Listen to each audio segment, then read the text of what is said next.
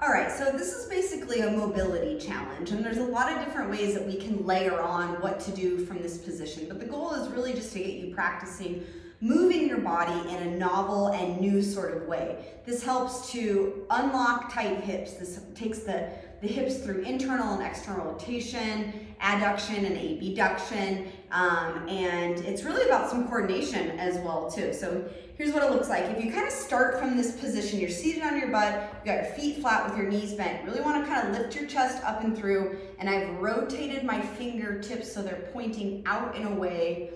And what I'm going to do is first maybe just windshield wipe my legs from side to side.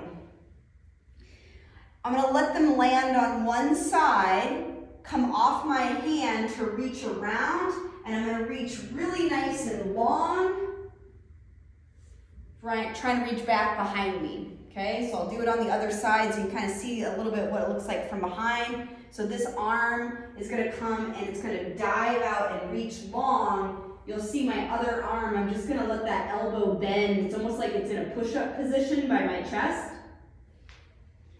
And then I'm just coming back. So here's kind of like point zero or the beginning station where I'm windshield wiping. So this knee drops in. Notice how it's behind the foot. I'm going to rotate through the rest of my spine and reach long. I can start to speed it up as I get more used to the movement, being able to traverse from side to side. As you do this more and more, you actually find yourself like slowly starting to maybe scoot forward. That's okay. That's just kind of what's happening with the body as it's rotating.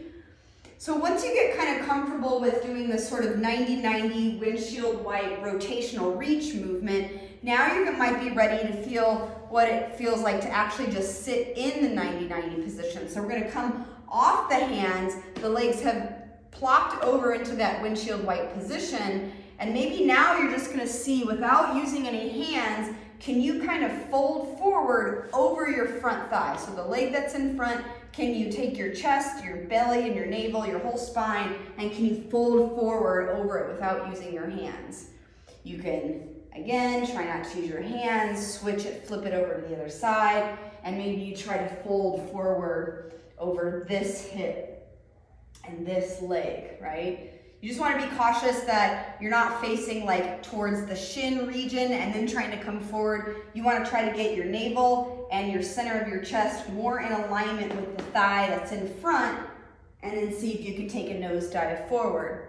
As you start to progress and get better and better with that, you can start to see if you can come up to this position where you're actually on your shins. So it's like you're in a kneeling position on your shins. Okay, this is kind of going from this seated flexion-based position up to extension. And the reason why we're practicing this is if you kind of use this position, this forward leaning, you can use that to try to help leverage, and I can forward lean again, and that'll help me do that movement with slow and control. So let's look at it on the other side, flip it. I can lean a little bit forward with no hands.